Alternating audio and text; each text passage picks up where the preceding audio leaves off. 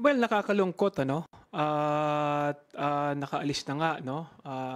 Sabi nga ni, Senator Risa Hontiveros nakaalis na si Alice Go at nasa Malaysia na, nasa Singapore na at talagang, nakakalungkot at talagang dapat maimbestigahan at siyempre hindi naman talaga makakaalis 'yan kung walang nilangisan 'yan ano, na mga opisyales ng ating pamahalaan lalong-lalo na sa Bureau of Immigration 'no.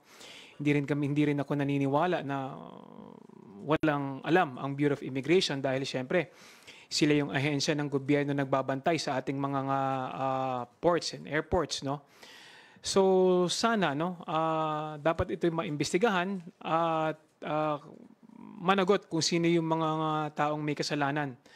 Dahil hindi tayo naniniwala na kayang, gawin lang ni Alice Go yan na walang, tulong 'no, lalong-lalo na sa mga tiwaling opisyal ng Bureau of Immigration.